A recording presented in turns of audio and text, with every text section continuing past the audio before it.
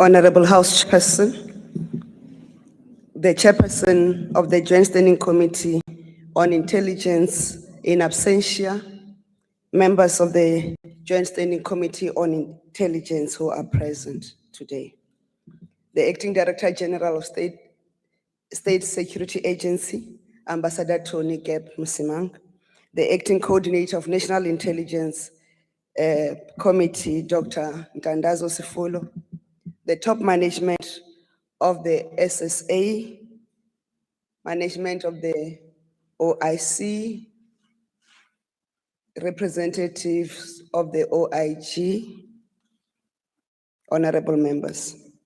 The rapidly changing global landscape is not only reshaping the international order, but fundamentally challenging long-standing arrangements on security, economic stability, and the role of the state itself. We are living in an era where threats evolve faster, risks spread wider, and certainty grows thinner. Heightened geopolitical tensions, technological disruptions, cyber threats, and transnational nature of organized crime, contamination of the criminal justice system. Since 2021, the National Intelligence Estimate raised the need to decontaminate the criminal justice system. However, compromised elements within the system have always made it impossible to implement this national intelligence priority. I must take this moment to appreciate the decision by His Excellency President Cyril Ramaphosa to appoint the Matlanga Commission that is bringing to the public the extent of the contamination of the criminal justice system, and thus making it slightly difficult for compromised elements to continue to operate. On our part, the SSA has commenced to implement the State of the Nation Address Directive to re-vet members of senior management service of the SAPS and vet members of the Metro Police Departments and metropolitan municipalities. This work coincides with our own project of implementing the e-vetting system and reviewing the vetting regulations. The e-vetting system will make it possible for SSA to undertake large-scale vetting projects. Currently, the user acceptance testing on phase 1 of the e-vetting system has commenced and will be deployed for SAPS and Ekurhuleni Metropolitan Department vetting in the first quarter of the 2026-27 financial year. A total of 39,000 files out of 56,000 files dating back from 2018 have been digitized to date. The reviewed vetting regulations are undergoing consultations with a plan to have them finalized by the end of September 2026. Two of the critical new provisions of these regulations are worth mentioning. A, the provision to refer criminal suspicions to law enforcement for investigations as part of the outcomes of the vetting process. B, the provision for continuous lifestyle audit for public sector penance in strategic positions. Honorable members, a stable and cohesive society is the bedrock of national security. Violent societal conflicts pose a direct threat to social cohesion, economic stability, and South Africa's international standing. These tensions, when left unchecked, manifest in sporadic outbreaks of violence, community clashes, and heightened polarization that undermine the very foundations of our constitutional democracy. Such conflicts not only endanger lives and destroy livelihoods, but they also damage investor confidence and disrupt local economies. We are starting to observe the intersection of violent societal conflicts with organized crime and influence of foreign actors. Of recent, South Africa is experiencing a rise in anti-illegal immigration links that are exploiting the genuine concerns of South Africans about the spiraling illegal immigration problem. And these genuine concerns are opportunistically being used by criminal elements, populist agitators, and external actors seeking to destabilize our nation. In the 2025-26 financial year, the State Security Agency strengthened its focus on early detection and mitigation of these threats. The SSA will continue to monitor underlying drivers of violent societal conflict, including economic inequality, service delivery failures, unemployment, and inflammatory rhetoric, and provides timely strategic and operational intelligence to relevant government departments and law enforcement agencies to address these challenges. As the lead agency for national security,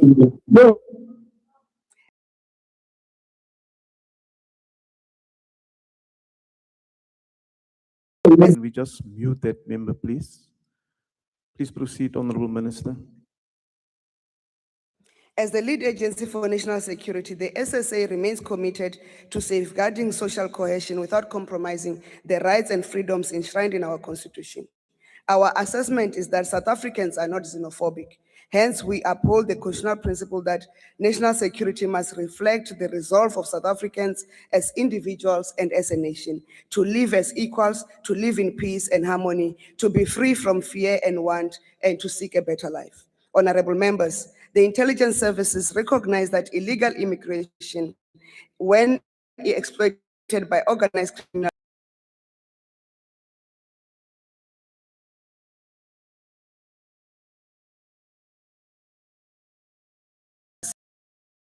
domestic border management challenge, but a broader transnational coordinated regional and international intelligence cooperation.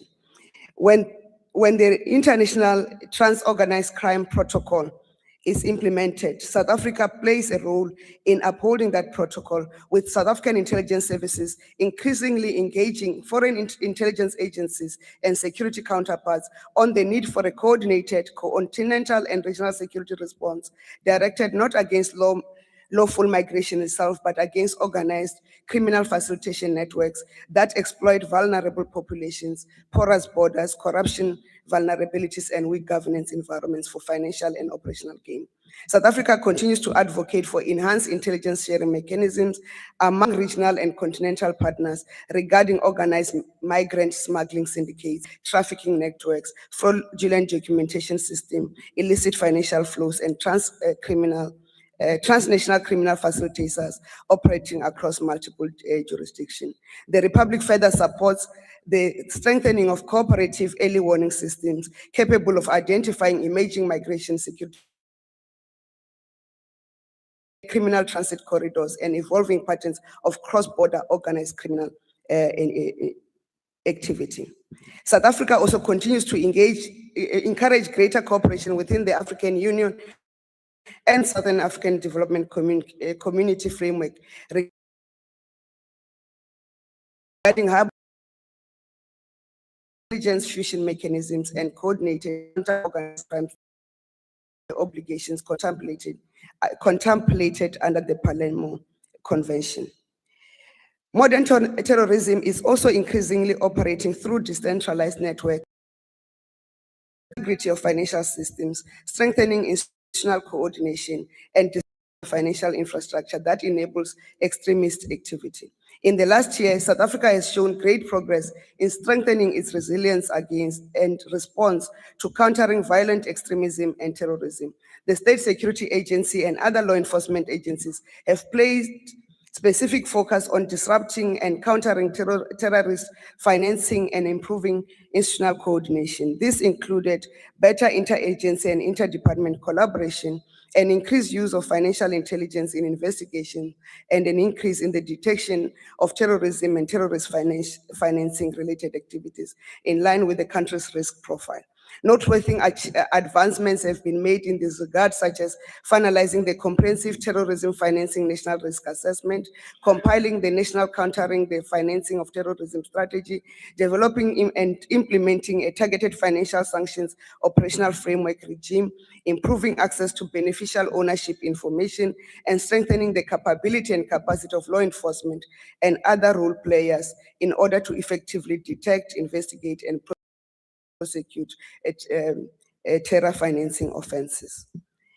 Today, every aspect of our lives relies on digital systems, which are increasingly vulnerable to malicious actors. Consequently, nations globally have made cybersecurity a top priority. In South Africa, it's no different. As South Africa's digital economy rapidly transforms and expands, it increases vulnerabilities and provides more entry points for increasingly sophisticated cyber criminals, hackers, and state-sponsored actors. During our budget vote last year, we communicated that we are finalizing consultations on the draft national cybersecurity strategies. Considering the feedback from the consultative sessions and growing number of cyber attacks affecting multiple sectors and causing significant disruptions, it is imperative to develop a comprehensive strategy that transcends traditional defensive measures and focuses on resilience. To achieve digital resilience, we are prioritizing cyber resilience, the ability to anticipate, withstand, and respond to and recover from cyber security incidences. Intelligence coordination is a central pillar to intelligence success. In 2024-25 financial year, we finalized and brought into implementation the regulations for intelligence coordination, and that effort strengthened the effectiveness of national intelligence structures. This term, we finalized the establishment of the National Center for Intelligence Coordination.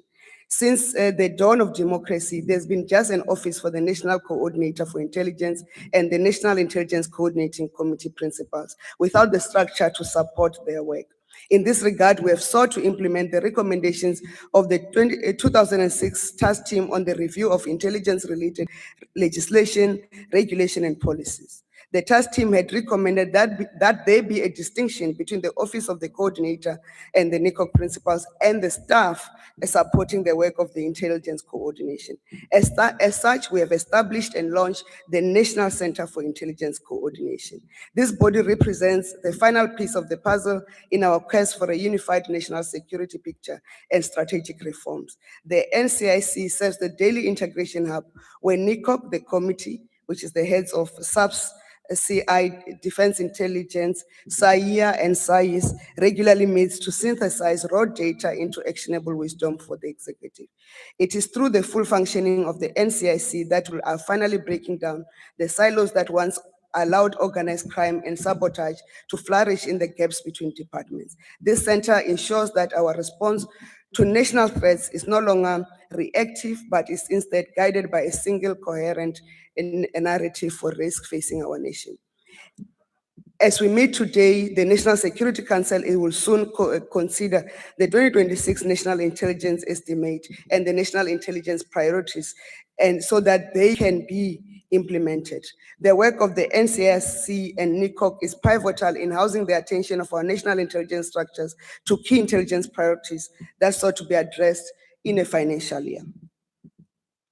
In today's rapidly evolving digital landscape, communications have fundamentally transformed. Criminal networks, organized criminal syndicates, and national security threats actors increasingly operate across encrypted platforms, data-driven applications, and borderless digital environments. These actors continue to exploit advanced technologies to operate with greater sophistication and anonymity. Traditional methods of investigation and lawful interception and surveillance are therefore no longer sufficient on their own. As a country, we must ensure that our capabilities evolve at the same pace as the threats confronting us. The operations of the OIC are currently constrained by aging infrastructure, characterized by challenges relating to reliability, maintenance, scalability, and increasing digital technological obsolescence amid rapid advancements in telecommunication. The similar problem applies in the National Communications Center.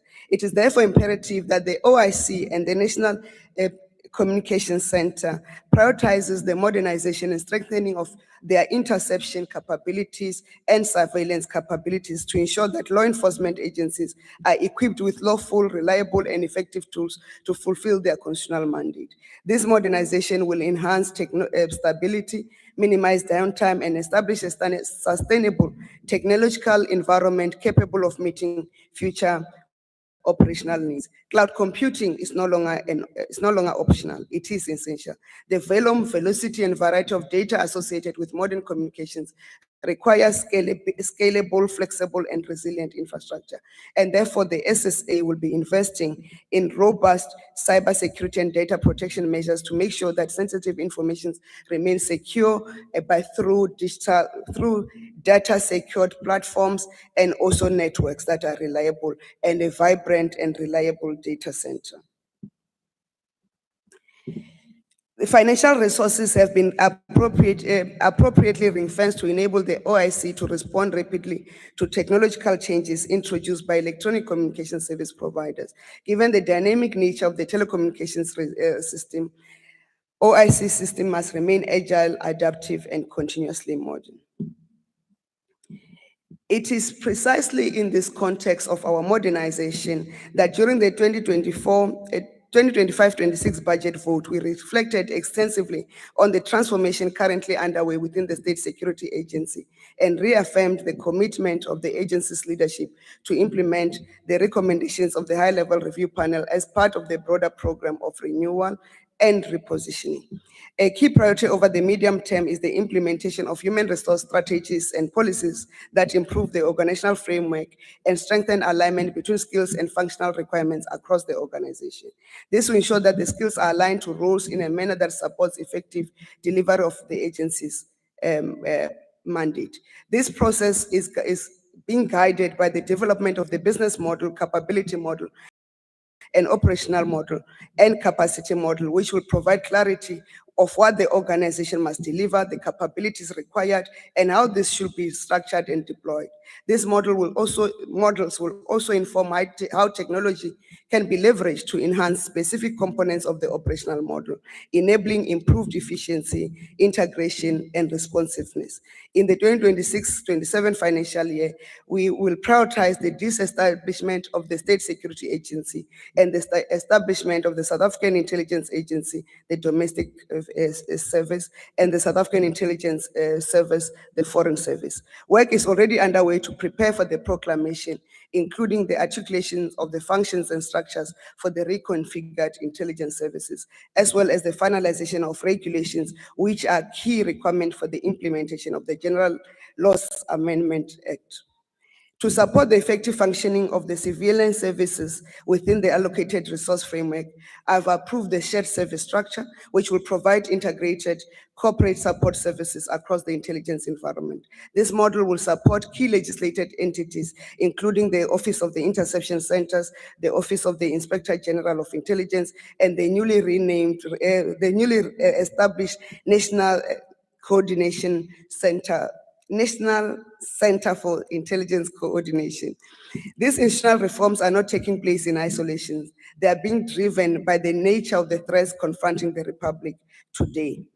Chief amongst this is the growing sophistication of organized criminal networks that are increasingly operating across borders, but that require decisive action on our part. Honorable House Chairpersons, the challenges confronting nation states are not only internal, but they also arise from external pressures, as both are interrelated and are part of the bigger system. South Africa has not been immune from the effects of contemporary global geopolitical contestation. Indeed, many of the challenges facing our country, the region, and the continent emanate from this fact. The global security environment is undergoing a period of intense geopolitical tensions and conflicts, which threaten and disrupt supply chains and overall business environment. South Africa remains a key financier and strategic country in Southern African Development Community to advance regional integration and cohesion. The region faces a myriad of threats which impedes the advancement of priorities of the Medium-Term Development Plan 2024-29. Inclusive economic growth, job creation cannot materialize if political instability and conflict in the region continues to exert pressure on South Africa's bilateral relations. As the chair of SADC community, South Africa will not only seek to strengthen existing partnerships towards diversification, diversifying its trade and commercial relations, but will also continue to champion regional integration and industrialization to advance regional security. The State Security Agency continues to closely monitor developments in the North and in the Horn of Africa regions, whose instability carries implications for South security. In Sudan, the ongoing civil war and escalating drone attacks worsen the humanitarian crisis, ongoing displacement, and arms operation. These more terror activities, such as espoused by Al-Shabaab in Somalia, coupled with transnational organized crime, further threaten the Horn of Africa stability, with impact on the South African situation and SADC in general. The situation in the Middle East remains tense due to the long-standing Israeli-Palestine conflict and a fragile ceasefire between the United States and Iran. In Gaza, violence continues, exacerbating a severe humanitarian crisis and mass displacement. But also in Iran, the non-resolution of the ceasefire creates a problem for this stability and security of fuel supply, and therefore the stability of our economies. Contemporary dynamic and fast-changing landscape in the fields of intelligence and national security has necessitated organizational agility. It has become imperative for the intelligence community, inclusive of the SSA, to stay ahead and abreast of technology-induced threats and opportunities, and thus the need for technologically inclined intelligence and counterintelligence production. The evolution of the intelligence environment demands for continuous alignment of skills, knowledge, and tools, matching them with ever-changing cutting-edge technologies used by potential adversaries. It is upon this premise that the South African National Intelligence Academy, SANAI, is utilizing its convenience to foster business optimization through the alluded technically intelligence production. The Ministerial Presidency have directed the agency to help optimize its business by leveraging the power of data. This vision aims to improve strategic decision-making and operational efficiency, amongst others, and thus establishing a data institute through SANAI is of paramount importance. The Data Institute will then serve as a dedicated hub for research and development and will foster data-driven innovation, develop data capabilities through training and continuous professional development in support of data-related technologies for the intelligence community in order to advance South Africa's national security interests. Data Institute, as a strategic enabler of SANAI and SSA, will attract and house experts in the field of data science, cybersecurity, machine learning, and artificial intelligence. These experts will collaborate on complex data challenges, ensuring governance, security, and integrity of data, and in creating advanced solutions that can transform SSA's operations across businesses. The Geospatial Information Data Dashboard is another innovation intended to help reorientate functions of the organization towards geospatial technology inclined intelligence collection, analysis, and dissemination.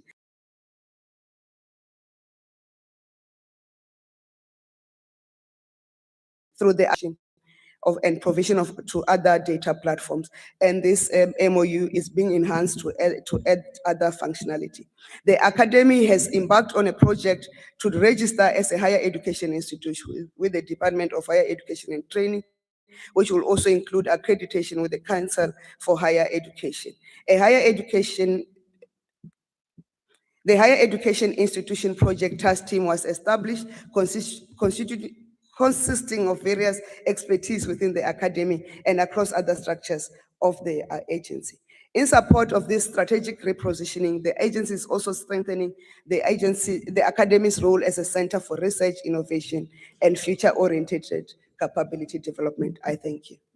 Thank you, Honorable Minister. I've allowed you to complete your speech, Honorable Minister. We'll just adjust the time at the end. Thank you very much. The next speaker is the Honorable Papane.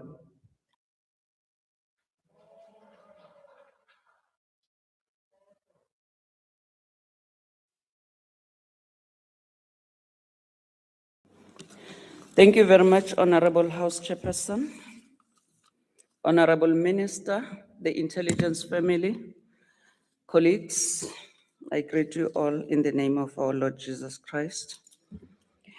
30 years ago, South Africa adopted a constitution that marked only the birth of a new democratic order, but the renewal of a nation. It was a moment in which hope was given legal form, where division was replaced with a shared commitment to dignity, justice, accountability, and where power was placed firmly under the authority of the rule of law. Our constitution did more than establish democratic institutions. It redefined the relationship between the state and its people. It declared that government exists not above the people, but in service of the people. It enshrined the values of human dignity, freedom, equality, transparency, and accountability as the moral and legal foundation of our republic. It is within this constitutional framework that our intelligence services find both their mandate and their obligation. Intelligence is not power unto itself. It is a solemn responsibility to protect the Republic, defend its sovereignty, safeguard its people, and preserve the constitutional order. As we mark 3 decades of our Constitution, we are reminded that these principles are not self-sustaining. They require constant stewardship, vigilance, and renewal. The Constitution remains our compass not only in the times of stability, but especially in the moments of reform and renewal. We gather at the time when the world is becoming increasingly unstable, interconnected, and unpredictable. Across the globe, we are witnessing rising geopolitical tensions, shifting alliances, and the erosion of long-standing security certainties. Cyber threats now move faster than the legislation can be drafted and implemented. Disinformation spreads faster than truth, and organized crime crosses borders with ease, while the instruments of state often struggle to keep pace. These are not distant developments, they are realities that shape our national security environment every day. At home, South Africa faces a growing challenge from organized crime networks that are increasingly sophisticated, deeply embedded, and economically destructive. These networks erode the foundation of public trust, weaken institutional governance, and threaten the everyday conditions necessary for economic development and social cohesion. It is for this reason that the elevation of organized crime as a national security priority is both necessary and urgent, and we support this. As the Joint Standing Committee on Intelligence, we will continue to exercise rigorous oversight over this priority area. We do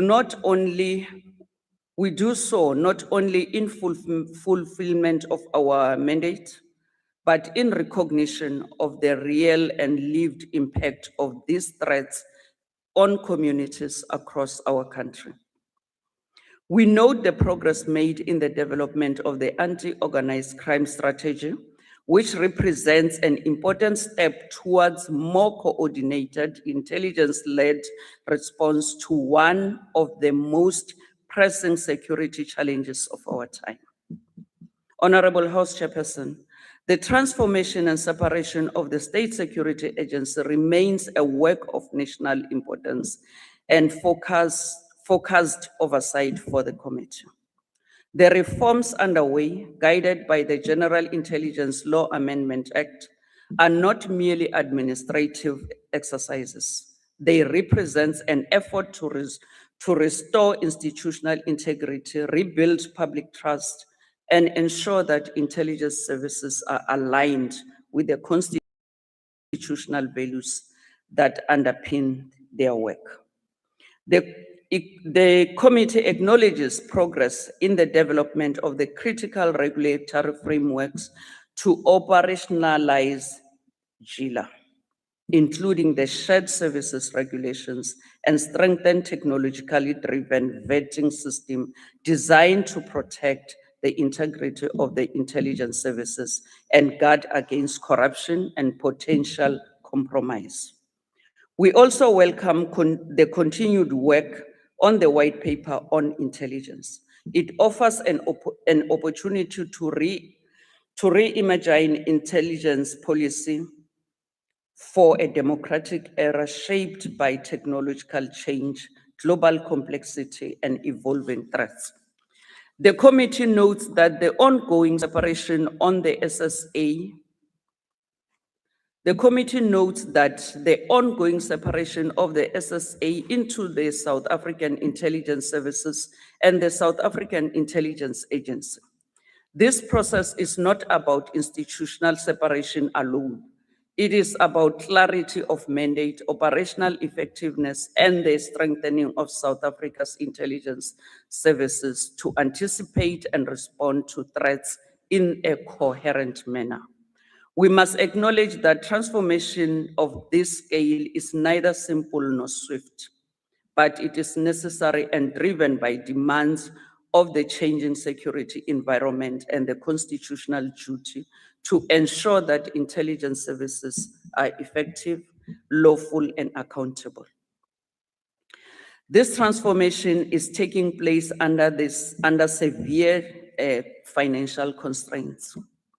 Honorable Minister, we've been raising this concern of financial constraints within the security cluster departments. The reality is that increasing intelligence responsibilities are being carried by institutions whose resources are not growing at the same pace. This tension carries consequences for capabilities, technological advancement, and long-term institutional sustainability. National security cannot be built on aspiration alone. It required sustained investment. Honorable House Chairperson, as I conclude, I want to say that as the ANC, we do support this budget vote as tabled by the Minister. I thank you. Thank you, Honourable Member. The next speaker is the Honourable Mtolo on the virtual platform. Honourable Chairperson, fellow South Africans. Chairperson, may I switch off my video because of the network conditions where I am? Yes, you may, Honourable Member. Thank you so much. Honourable Chairperson, honourable members, fellow South Africans. The MK Party rises today to reject this budget with the contempt it deserves. And before this House attempts to lecture us about constitutional order, let us first place on record the truth is Parliament and the President separately delayed the swearing in MKP members to this committee for over a month and a half. The official opposition has effectively been held ransom while democratic representation is manipulated through delay, bureaucracy, and political convenience. That alone tells South Africans everything they need to know about the state of governance in this country.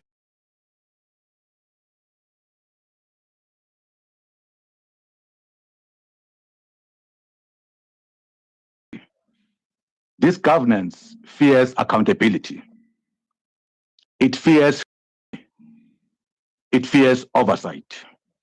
As I speak, Chairperson, I was told MK Party was not going to be allowed to speak because it was not sworn in, hence at home. And nowhere is that fear more visible than in the collapsing state security environment before us today. Chairperson, state security should be the shield of the Republic. Instead, under this government, it has become one of the greatest symbols of state decay.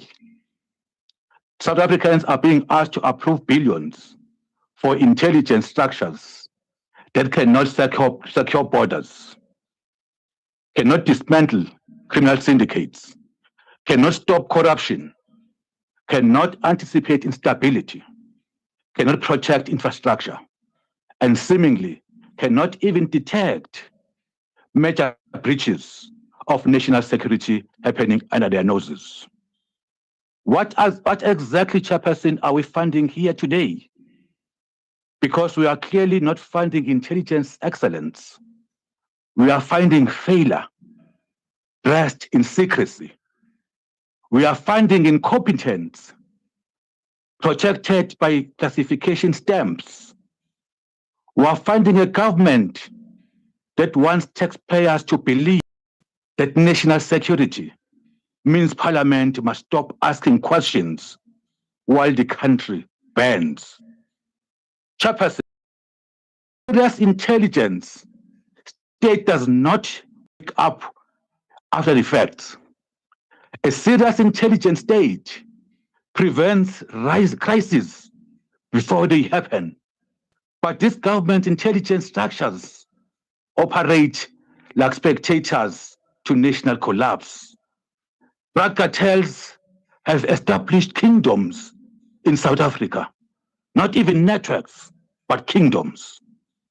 Entire communities are controlled by organized criminal syndicates, while ordinary South Africans live behind beggar gates, razor wire, and fear. Ports are infiltrated, borders are compromised, townships are flooded with narcotics. Young people are being destroyed by drugs, while syndicates become wealthier and wealthier and more powerful. Where is state security? What intelligence is being gathered? What operations are succeeding? What exactly justifies these billions? Because the evidence before South Africans is not evidence of a capability, but it is evidence of a captured and Chairperson, if South Africa had a functioning intelligence capability, our borders would not open corridors of undocumented migration.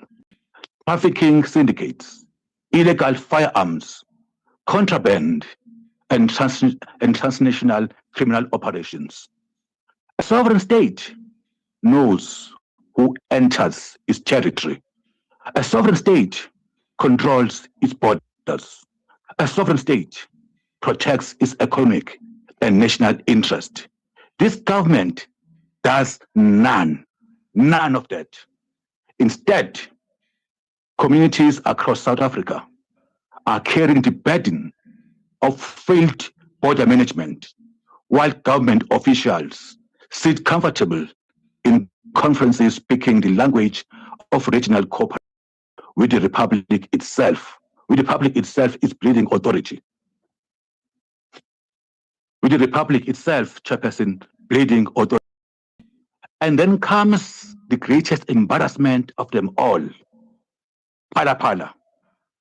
Millions in foreign currency allegedly entered this country, moved through this country, and sat hidden on a farm belonging to the President of the Republic. Undetected, Chairperson. Africans are expected to believe that a state which monitors citizens, tracks financial activity, and claims sophisticated intelligence capability somehow fail to detect massive volume of foreign currency moving within the Republic linked to the highest office in the land. Chairperson, there are only two possibilities.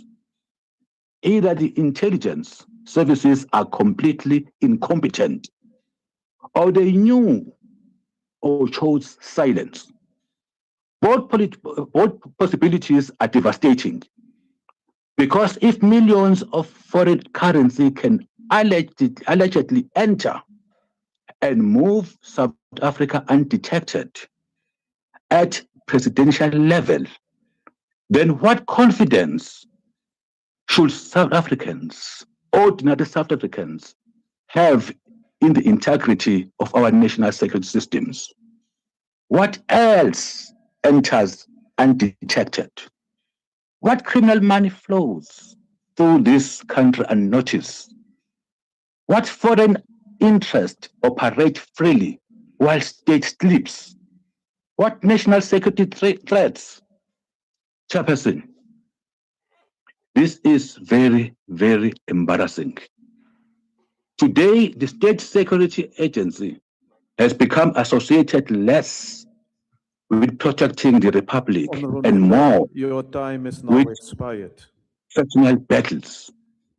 MK vote is not supported on this budget. Thank you. Thank you. The next speaker is the Honorable Maibert.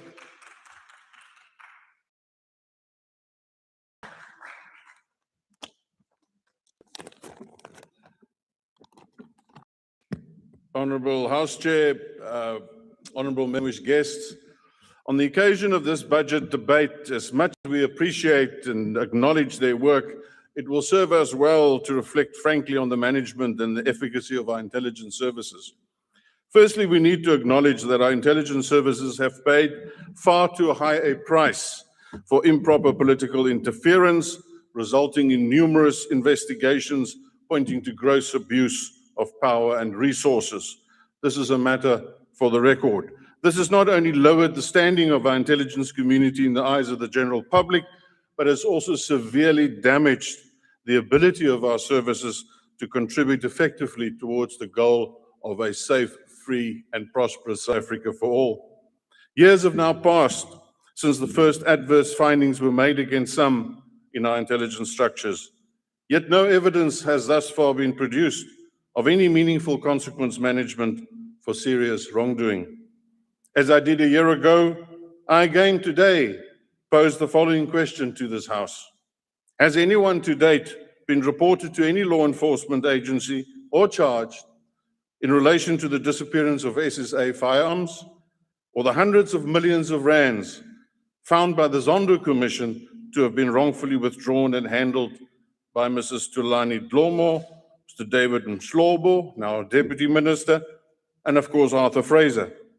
Of course, the political masters maintain a deafening silence that the people will forget. But South Africa's societal and economic well-being, as well as the authority of the state, is increasingly under threat, not so much from foreign actors, but instead self-inflicted through poor policy decisions and even poorer governance. For instance, our economy is stagnating. Sub-Saharan Africa and our neighbors are growing at 4.5%. We are sitting at 1%, resulting in rising poverty levels and a cost of living crisis directly due to poor policy decisions and ineffective governance. Also, service delivery protests, often violent and destructive, shows no sign of abating. In addition, the scourge of corruption, much talked about these days, but very seldom acted upon, continues to undermine the electorate's belief in the preferential nature of a democratic political system. And the danger is real, honorable members, because when you continue to vote year after year, but never see corrupt politicians and crooked officials go to jail, you come to the conclusion that voting is irrelevant, and you start looking at other options to express yourself. And this is the danger. So to add insult to injury, 5 years after the riots of July 2021, we still have no credible assurances that the intelligence failures associated with it have been addressed properly at all. But what did the President of the Republic say about all of this? The President told the Human Rights Commission that the riots destroyed 2 million jobs and wiped 50 billion rand off the economy. Let me repeat that. 2 million jobs and 50 billion rand wiped off the economy. The President also told the Commission that the state failed in its duty to detect and then to quash the unrest, which was, of course, nothing but an attempted insurrection by the Zuma faction of the ANC. But still, no one got fired, and of course, no one resigned. Honorable members, to illustrate the severity of the crisis in intelligence, we only have to note the following. We have an Inspector General of Intelligence effectively removed from office with no prospect of a successor in the foreseeable future. We have an acting Director General of State Security who's been acting for as long as anyone can remember. We also have an acting Coordinator of Intelligence, critical a role as that is. In fact, we have various acting senior managers across the service. And then we have a new Intelligence Act, crucial for restructuring and improving South Africa's intelligence services, but deliberately not being implemented. And to compound the crisis further, we have shrinking budgets, making it increasingly difficult for our intelligence services to meet their constitutional obligations towards the Republic. House Chair, the conclusion appears inescapable. We are looking at a clear dereliction of duty amongst those who bear political responsibility for our services. This is not alarmist rhetoric, House members, but a clarion call to get our act together. Because unless we act with purpose and far greater urgency to fix education, to grow the economy with the right policies, to restore law and order, and send crooked politicians and officials to jail, our intelligence services will be reduced to passive onlookers, unable to stem the tide of societal upheaval and the collapse of our democratic constitutional order. May we never see that day. I thank you. Next speaker is the Honorable Tselisha.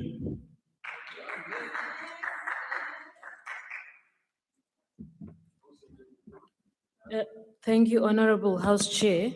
House Chairperson, this is what we know about state security today. We know that organized criminal syndicates have infiltrated elements of South African criminal justice system, including the intelligence community. We know that there has been a systematic weakening of South Africa's state security apparatus over the past 10 to 15 years because of instability in leadership, corruption, and the looting of secret funds to finance luxurious lifestyles and political patronage. We also know that this weakening has produced nepotism, factionalism, and the employment of incompetent operatives who spend more time protecting political interest than protecting the Republic. The instability within the Office of the Inspector General of Intelligence is itself deliberate. Political leadership does not want an independent oversight institution capable of exposing corruption, abuse of secret funds, and unlawful intelligence operations. They want intelligence structures that operate without accountability, so that they can be weaponized to settle political scores, manipulate internal factional battles, and influence conferences within the governing party. We have had evidence during the ad hoc committee that intelligence structures have increasingly drawn into factional political warfare instead of defending the sovereignty and security of South Africa. Deputy ministers instructing state security intelligence officers and collecting evidence themselves as if they are not political leadership. Even the blocking of the Inspector General of Intelligence from appearing before the ad hoc committee on the allegations raised by General Mkhwanazi was malicious and deeply dishonest. It was a deliberate abuse of parliamentary rules while refusing to find practical arrangements that would have protected legitimate state security concerns without undermining oversight. The president and the minister prioritize protecting the governing party and shielding corruption over protecting the integrity of parliament and restoring confidence in the intelligence services. They want to continue weaponizing intelligence structures and secret funds for narrow political gain. State security secrets are leaked without consequences. Secret funds are looted without consequences. Intelligence assets disappear without trace and later emerge in private bank accounts and properties registered in people's names. Parliament itself admits that it is failing to exercise meaningful oversight over intelligence structures, while the Auditor General cannot properly audit intelligence expenditure because everything is hidden behind secrecy and classification. House Chairperson, the EFF maintains that as long as South Africa does not have a coherent national economic security strategy, intelligence structures will remain disjointed, corrupt, and internally compromised. The state security cannot be about spying on politicians and protecting factions within the governing party, while organized crime captures institutions of the state. Illegal mining syndicates expand, drug cartels operate across borders and foreign interests undermine the sovereignty of South Africa. We are witnessing transnational criminal networks coordinating themselves better than South African state itself. Intelligence services must protect the people and sovereignty of South Africa, not factional political interest. The EFF therefore believes that the following must happen urgently. Firstly, South Africa must develop a national economic security strategy that links intelligence work to industrial policy, cybersecurity, border security, energy security, and financial sovereignty.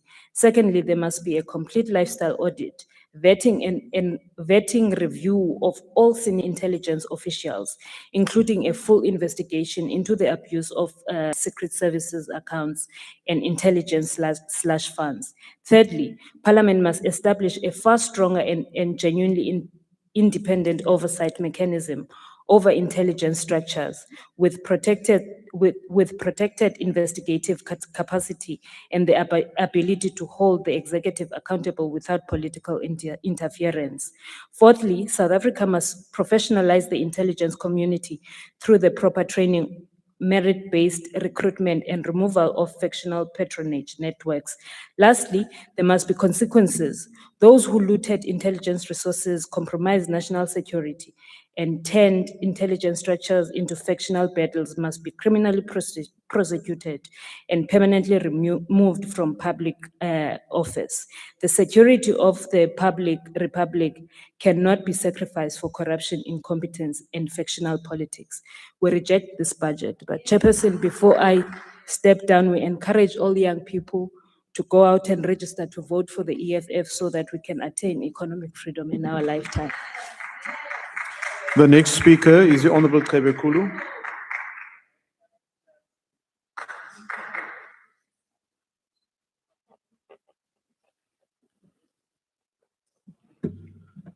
Ngibonga ithuba, House Chairperson. South Africa has a complex history with state security. In the past, such organizations were used as tools of oppression to isolate and target communities. Today, the State Security Agency is committed to reforming its legacy by protecting the welfare of all citizens. It plays an essential role in guarding our nation and deepening South Africa safe from both internal and external threats. However, we must ensure that we do not revert to the fear and anxiety that govern previous state security regimes. Citizens must not be intimidated by the unknown workings of the National Security Agency, particularly when it is the people's taxes that fund them. For this reason, we call for increased transparency around the financial workings of the State Security Agency. We are deeply aware that much of the agency's business must, by nature of its work, remain in clandestine. However, this does not mean that it is exempt from the rigorous vetting and monitoring that other government bodies are subjected to. With sufficient governmental oversight, it becomes far too easy for financial exploitation to thrive. Ufakazi balokho sihlalo umlando ukhombile ukusebenza kabi kwe-intelligence isebenzisa imali kabi lapho khona abaphethe bebeyisiza kanye nemndeni yabo bethi amalungu emndeni ngama-informers kanti indlela yokukhipha imali kahulumeni. We acknowledge that Program 2 has been allocated billions for the current fiscal year. This program encompasses both the State Security Agency and the Financial Intelligence Center. The IFP welcomes this funding as it indicates a commitment to enhancing the state's capacity for fighting financial crime. However, we urge the Treasury to consider implementing practical steps that will increase the amount of oversight that the state security is subject to. Two bodies are currently informed of the state security agencies' activities to a limited extent, namely the Joint Standing Committee on Intelligence and the Office of the Inspector General. This does not leave any space for public scrutiny or comment, which is at odds with our government's commitment to transparent democratic governance. The IFP's priority has always been to ensure that reason is the guiding principle behind governance. We cannot reconcile the lack of transparency surrounding the state security budget with our government's commitment to remaining accountable to its public. The IFP supports budget vote 8, but strongly urge the Treasury to take practical action in making the financial workings of the state security agency more accessible to the public. Thank you.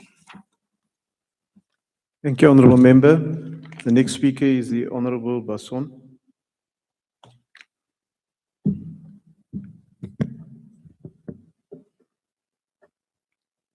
Geagte voorsitter, die Patriotic Alliance staan vandag op ter ondersteuning van begrotingspos 8. Maar ondersteuning beteken nie dat ons gaan stil bly oor die ernstige probleme binne die State Security Agency nie. South Africans deserve a security agency that protects the people, not politics, corruption, or connected few. Die Staatsveiligheidsagentskap speel 'n kritieke rol in die beskerming van ons land teen georganiseerde misdaad, terrorisme, kibermisdaad en korrupsie. Maar die publiek se vertroue word vernietig deur aanhoudende berigte van onreëlmatige besteding, swak bestuur en politieke inmenging. Ons mense sit sonder werk, families sukkel om kos op die tafel te sit en misdaad ruk gemeenskappe uitmekaar. Daarom moet elke sent wat aan veiligheid toegeken word, reg gebruik word, nie vermors word, misbruik word of gesteel word nie. Die Patriotic Alliance vra vandag versterker finansiële toesig en aanspreeklikheid, deeglike ondersoek na korrupsie en wanadministrasie, gevolgbestuur teen amptenare wat skuldig bevind word aan wangedrag, minder politieke inmeng en meer fokus op die veiligheid van Suid-Afrikaners, sterker implementêre toesig om deursigtigheid en goeie bestuur te verseker. Chairperson, supporting this budget vote must go hand in hand with clean governance, professionalism and integrity. Die mense van Suid-Afrika verdien veiligheidsinstellings wat professioneel, eerlik en verantwoordelik optree, instellings wat die mense dien, nie politieke agendas beskerm nie. The Patriotic Alliance ondersteun begrotingspos 8, maar ons eis hervorming, aanspreeklikheid en 'n agentskap wat weer die vertroue van die publiek kan terugwen. It is time illegal foreigners are sent home. The procedures are far too lengthy. Our people, the poor of the poor, is losing their jobs, their livelihoods by the day. Abahambe is not just a slogan, it's a reality. Every foreigner in this country takes a job from a South African, bread from a South African, food from a South African. Kom ry saam met my deur Bishopslafus. Kom ry saam met my deur Khayelitsha. Kom ry saam met my waar ons as huis die mense van Suid-Afrika misluk. Hierdie instansie het die geleentheid om Abahambe 'n realiteit te maak. Get the foreigners out of our country and give South Africans their dignity, their lives, their jobs back. I thank you. Abahambe. Yeah, the next speaker is the Honourable James.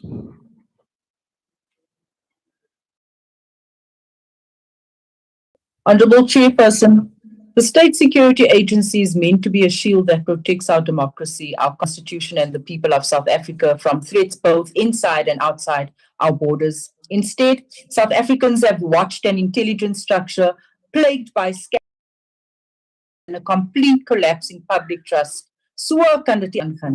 At a time when organized crime syndicates are growing stronger, illegal mining networks are expanding, extortion mafias are terrorizing communities, and corruption continues to hollow out the state, our intelligence service should be focused, professional, and effective. Yet year after year, we hear more about infighting, suspensions, allegations, and dysfunction than about successful intelligence operations that keep South Africans safe. South Africans are losing confidence in the broader criminal justice system. Senior SAPs, suspensions, and serious allegations of corruption and misconduct.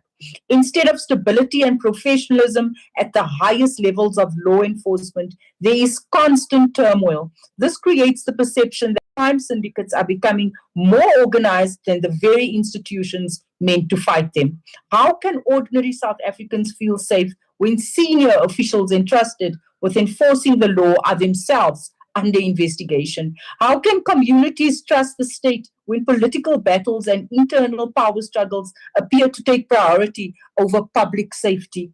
The reality is that when intelligence structures fail, gang violence flourishes in our communities, illegal firearms continue flowing across our borders, drug syndicates expand their reach, critical infrastructure is sabotaged, and ordinary citizens are left vulnerable while communities operate with growing confidence. The SSA cannot continue to operate under a cloud of secrecy without proper parliamentary oversight and consequence management. Intelligence structures must serve the country, not political factions or personal interests. We need properly skilled intelligence professionals, stronger vetting systems, and modern capabilities to combat cybercrime, organized crime. We also need far stronger coordination between SSA, SAPs, the Hawks, and other law enforcement agencies if we are serious about restoring law and order. Most importantly, we must be accountable. South Africans are tired of hearing about commissions, investigations, and damning reports with little consequences for those responsible. Public trust cannot be rebuilt while wrongdoing is ignored or protected. The people of South Africa deserve intelligence and law enforcement institutions that are credible, ethical, and capable of protecting them. Until that happens, crime will continue to flourish, corruption will continue to thrive, and public confidence in the state will continue to erode. Again, I say, Suwakanitni Ankhani, I thank you.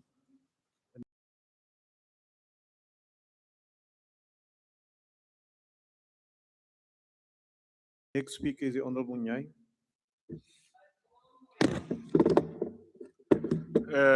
Thank Honorable Minister and Honorable members, and also leadership of the services. I must say from the onset, Honorable Chairperson, that those that were speaking who are not members of the JCI, they were speaking rhetoric or hogwash, trying to disinform South Africa, and their speeches must be rejected. They know what they need to do to become members.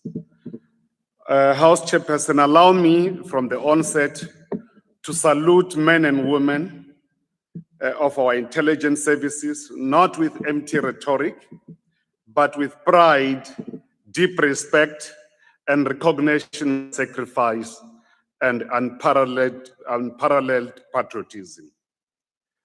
Through close cooperation amongst these agencies, they've shown time and again that they are equal to the task. Effective intelligence enables the state to anticipate its threat before they become crisis.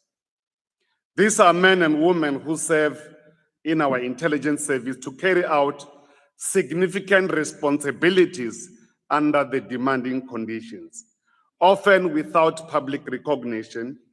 Their contribution to national security deserve both the institutional support and sustained strategic investment.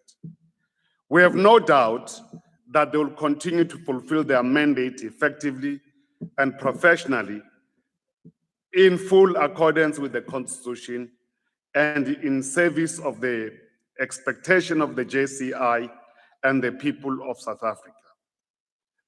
They do not march in public parade. Their names do not appear in headlines. Their families do not often know where they go or what they witness. As they've proven again, time and again, that they're equal to the task. They are alive to internal threat and external threat. Hence, they disrupted the gang violence, illicit mining networks, criminal syndicate of the organized crime and drugs cartel, and they tracked the cross-border terrorist activities, and they can see the encroachment of our sea, land, and airspace. This is not guesswork, but professionalism and patriotism in action.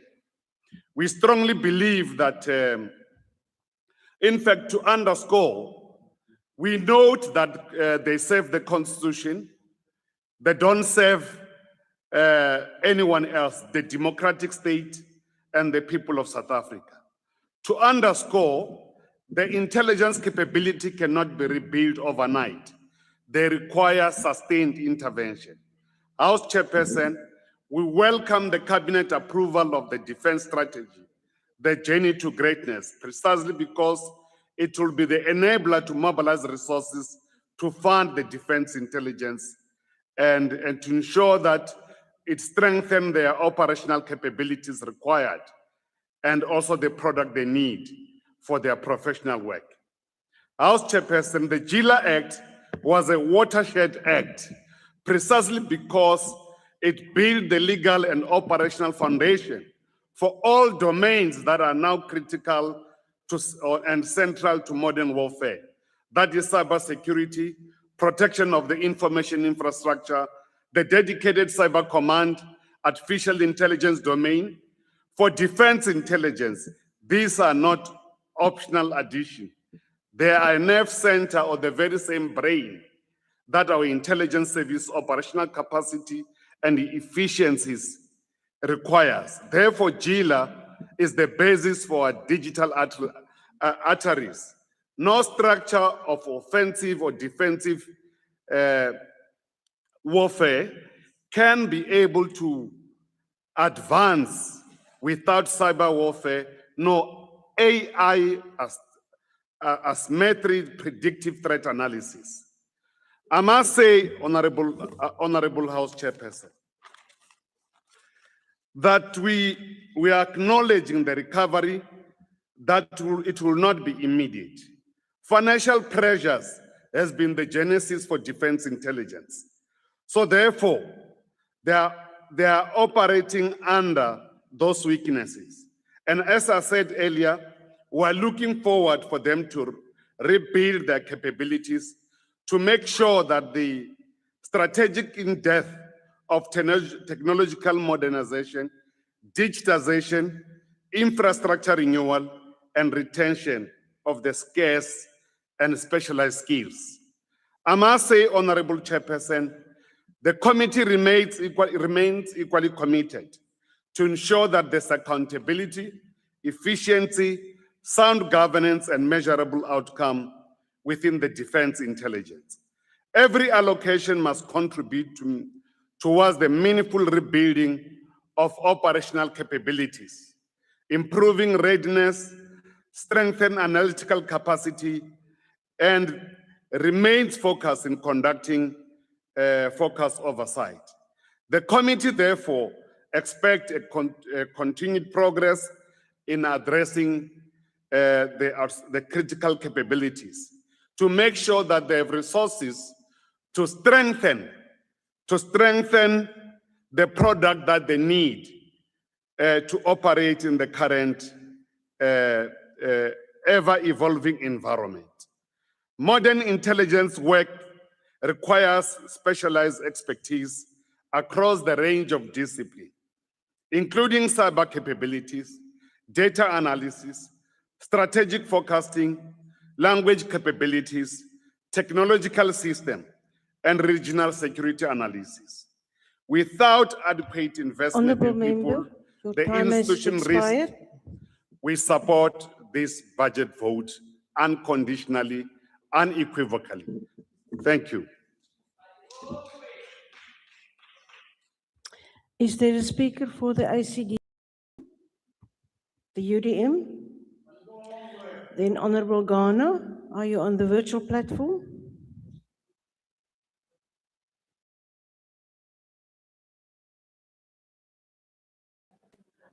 Honourable Ghana? We will move on to the next speaker, is Honourable Slabo Webster from BOSA on the platform. Yes, I am. Thank you very much, House you. Chair. I was asked in an interview yesterday about the significance of South Africa's institution, and my response was that the Constitution survives not simply because it is written on paper, but because we strengthen and we protect the institutions that are safe, that are entrusted with safeguarding it. And that's why the budget that we're debating today matters. Because this budget is ultimately about whether South Africa can rebuild a professional intelligence capability that protects the Republic, one that safeguards the Constitution and contributes to economic stability, or whether we continue to fund institutions that are weakened by political infiltration and institutional decay. So this budget allocates over 5 billion for state security agency operations. Alongside that, additional allocations for machinery and equipment with the Secret Services environment. But it's not just budgets that rebuild legitimacy. The high-level review panel on the State Security Agency was very clear that South Africa must rebuild a professional national intelligence capability that's grounded in constitutional principles. Yet, over many years, intelligence structures were diverted away from constitutional accountability, and they were drawn into factional politics, abuse of power, and institutional manipulation. And the problem is that when intelligence institutions become politicized, the consequences extend far beyond the security sector, because intelligence and economic stability are directly connected. You can't have an economy that thrives where organized crime can infiltrate ports, procurement systems, infrastructure, and state institutions. There's no investor that has confidence in a state whose intelligence capability is compromised by internal factionalism and weakened institutional capacity. The July 2021 unrest exposed this reality, and it did so in the most devastating way. There were more than 300 people that lost their lives, and we saw supply chains collapse. There were businesses destroyed that to this day have not been able to reopen and have not been restored. There's strategic economic infrastructure that was disrupted.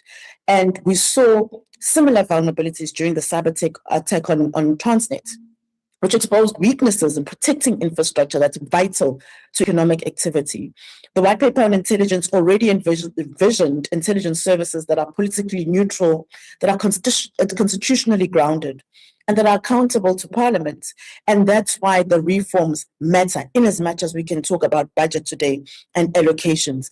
The reforms matter for stronger parliamentary oversight, for investigations into abuses of power, for protections against illegal orders, and for rebuilding professional intelligence capacity. So those aren't merely administrative reforms, they are constitutional reforms, Member, and they're necessary to restore your time has legitimacy expired. to the democratic.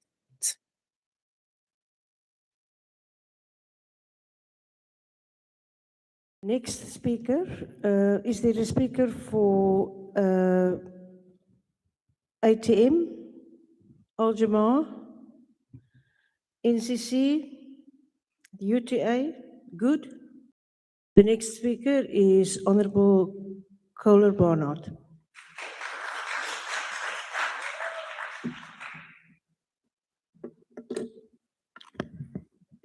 We are living, unfortunately, the phrase is traditionally an ancient Chinese curse referring to a tumultuous period. But make no mistake, This is not a curse from ancient China, and we're not victims of fate, but victims of a system that learned to weaponize secrecy.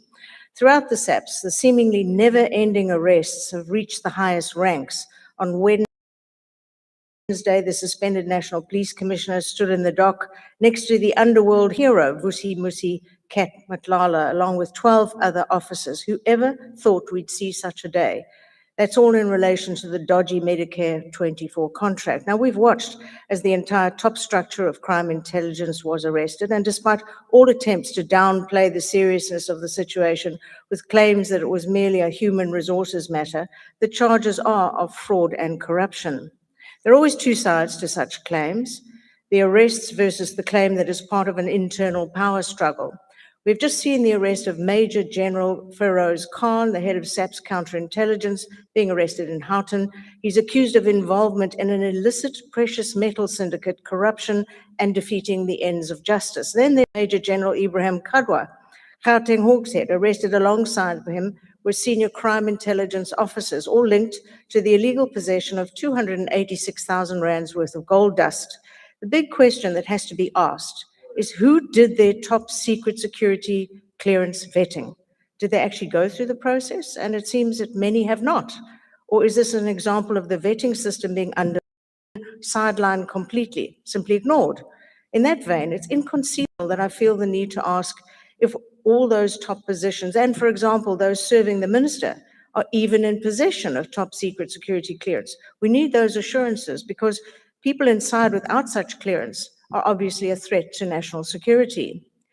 The attitude of the public in relation to crime intelligence, and indeed the South African Police Service as a whole, is inevitably back to a low not seen since the National Police Commissioner Jackie Selebi was jailed and Crime Intelligence head Richard Mluli was arrested. He, of course, still awaits his day in court in relation to the accusations of mass looting, now that he's out of jail, where he served time for another matter involving a murder.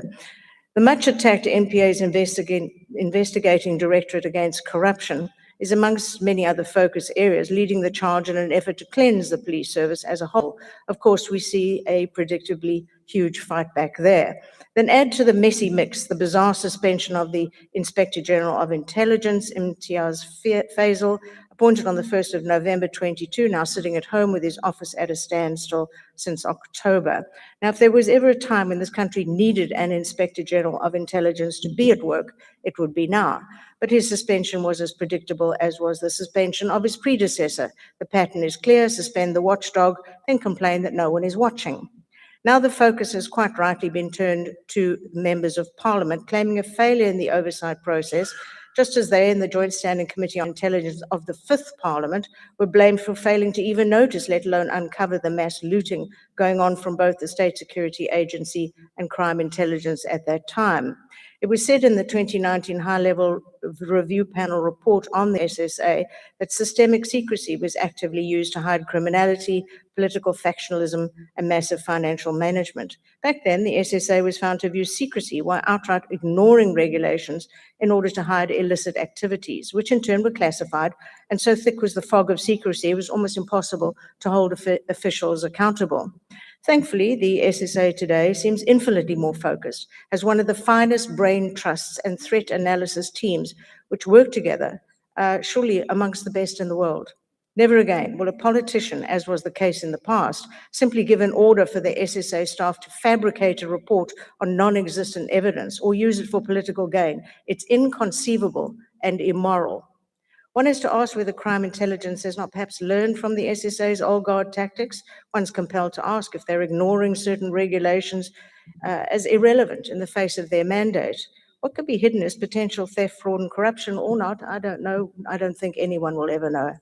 We're waiting for the day when so many of these matters hitting the headlines eventually go to court, and perhaps we'll find out where those hundreds of millions of rands went. Again, one's compelled to ask if that may ever happen. We've watched as every entity or individual who's attempted to point to internal criminality has been sneered at, castigated, attacked, or arrested. On the positive side, our intelligence sector is, thanks to both the Zondo Commission and the High-Level Review Panel report, undergoing major changes. The General Intelligence Laws Amendment Act that we worked day and night to process last term should ensure sweeping changes, the SSA being officially dissolved, moved to a foreign intelligence service and a domestic intelligence agency, as it was before those Zuma years. Well, that's the plan. Whether or not that actually happens sooner rather than much, much later remains to be seen. And add to that the increased intelligence strategy, transparency. And finally, it does seem to me that this entire sector may well be moving in the right direction. And the country should feel safer for that, a lot safer than when we had the riots, when there was no intelligence at all, or SAPS for that matter. Thank you.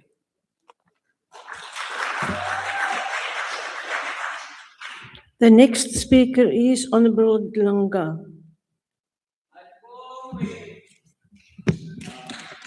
House Chair,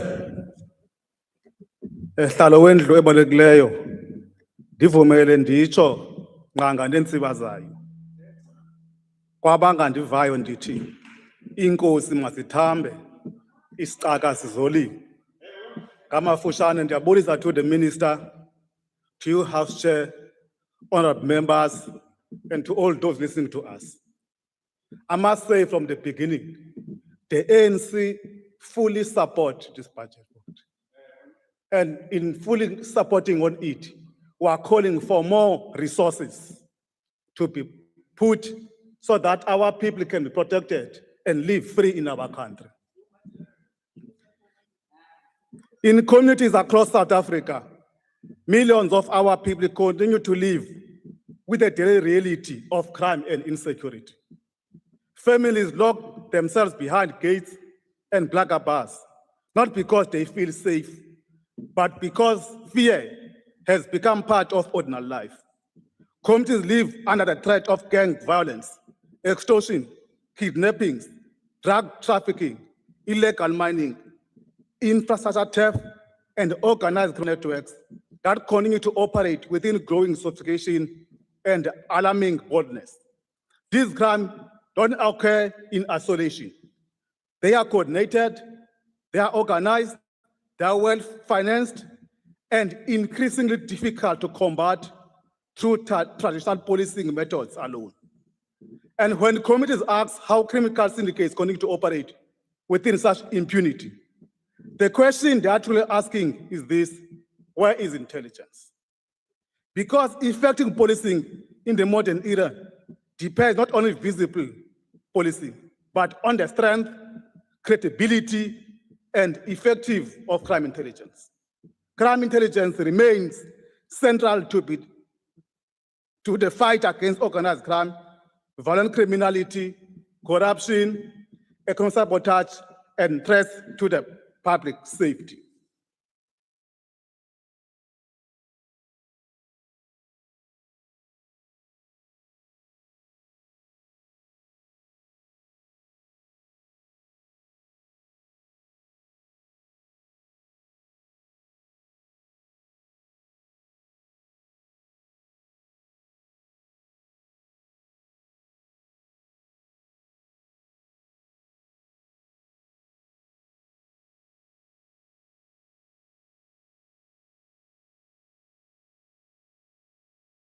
Higher standards of professionalism, ethical conduct, and security competence.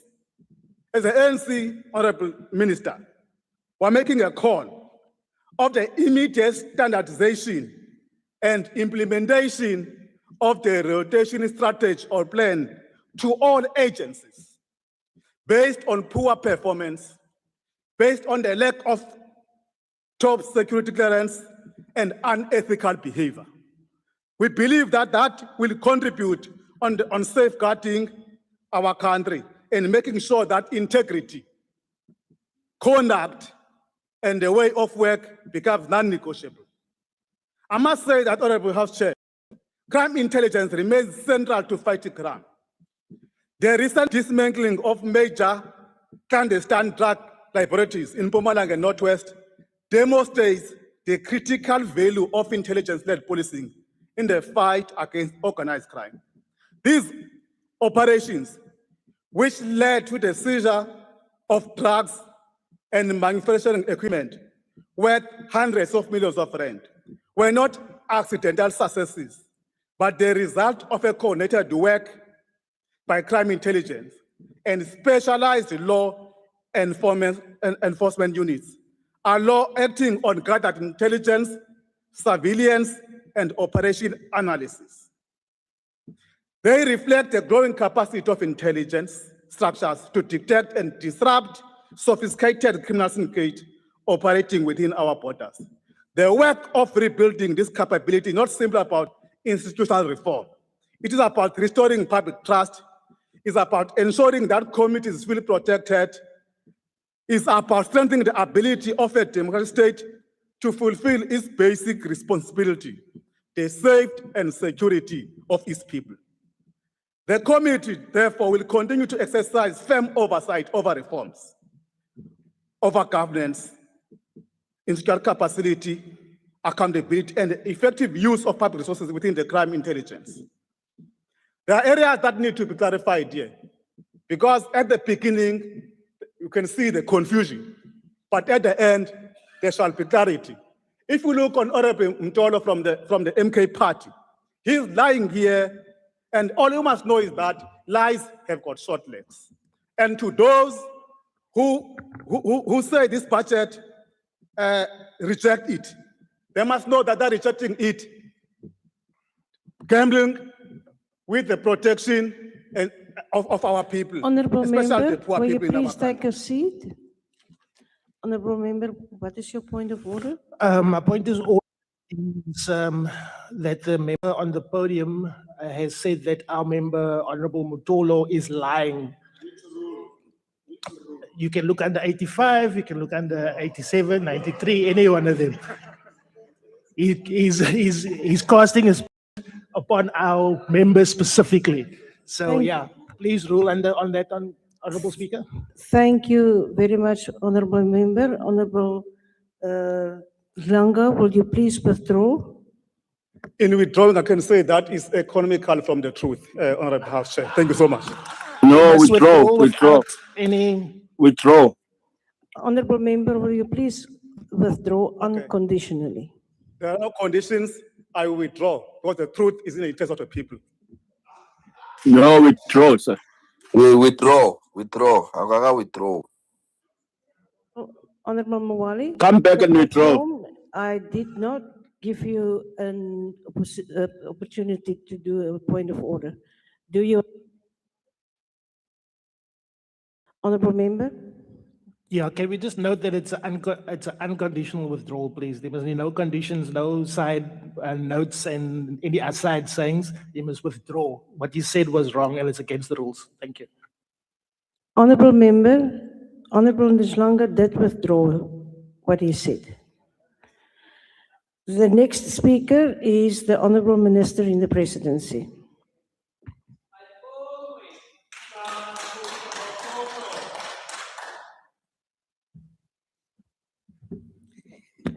Thank you, Honorable House Chair. I'd like to take this opportunity to thank the members of the Joint Standing Committee on Non-Partisan Oversight, which is very robust. And it's very clear from members who are not members of the committee that they'll rely on gossip, on rumors, on mistruth and misinformation. And I'd like to clarify the House that there is no member of my staff who does not possess a top clearance security certificate. I also want to clear to the House and South Africans who are listening that nobody has delayed the vetting of MKP members. The MKP party delays its own members. As soon as we finalize their vetting, they withdraw the member. So instead of vetting other senior officials, we continue to vetting members of MKP. And I do not know why Honorable Mtolo will want to talk about the virtues of things that he's misinformed about when his own party sold young people to Russia to become mercenaries. And we're asking, where were the intelligence services? Will you please take a seat? There's a point of order. Honorable member, your point of order. My point of order is that the minister is misleading the House. There was under no circumstances any people on MKP sold anybody to Russia. This is completely fallacy and it needs to be withdrawn. Thank you. Honorable member, that is not a point of order. Honorable Deputy Chief Whip. Thank you very much, Honorable Chairperson. I don't think it's assisting this House just to call for a point of order without quoting the rule. So we take that as a frivolous point of order. So whenever a member calls for a point of order, they must quote the rule on which they are standing on. Thank you. Thank you very much, Deputy Chair, Deputy Chief Whip. The point of order that was raised was not a point of order, it was a point of debate, and it is the rule in the House that when you raise on a point of order that you actually should quote the rule on which you raise. Minister, you may continue, please. Thank you. So the intelligence services, he was asking where were they? They were busy retaining the young men and women who were sold to Russia safely in the countries, and we must remind their parents to remember those who sold their children. And when refusing to give credit where credit is due in the speech that characterized Honorable Maibek's address, knowing fully well the progress that has been made and acknowledging it, he decides to go and dig the past from which we are not proud of and from which we have been focused systematically to address in the intelligence structures. And my dear friend, Honorable Kalish, which intelligence services were you talking about? Because we have not had leaks in the intelligence service until the friends of the other people I will not name were in, since the friends were other people who were in the intelligence services left the services. Maybe Honorable Maibek, we must ask my friends this other side to find us Honorable Mr. Tulani Tlomo. The national security strategy, Honorable Kalishe, it was approved in 2024-25.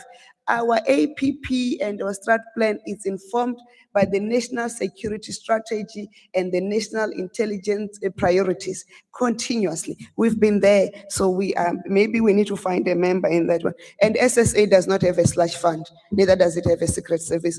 Our account, and it goes also to Honorable Klazo Webster, that our account is run by the National Treasury, just so that people can know. And Honorable Kebekulu, we appreciate your concerns, but to open up intelligence services for public transparency is to weaken the national security of the country.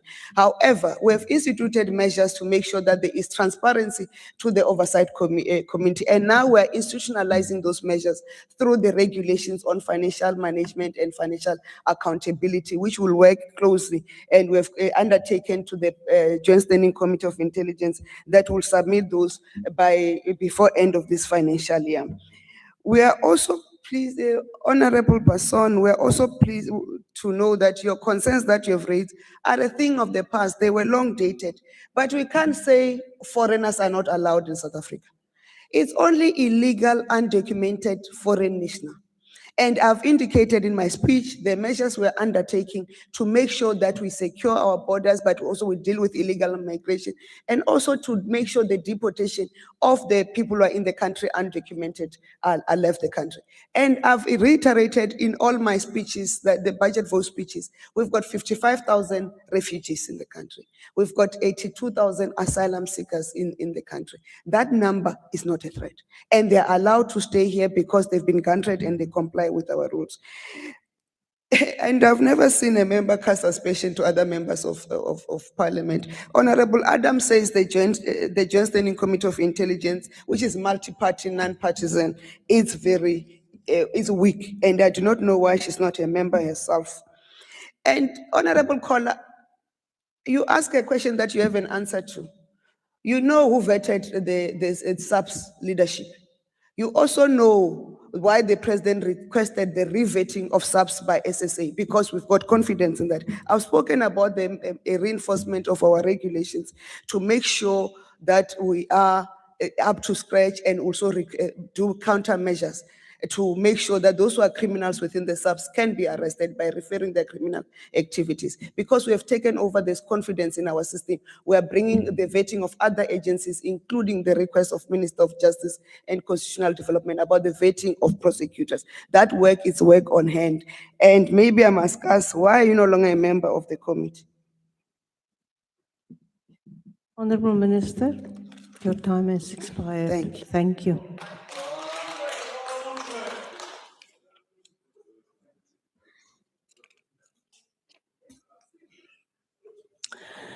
That concludes the debate and the business of this mini plenary session. The mini plenary will now rise.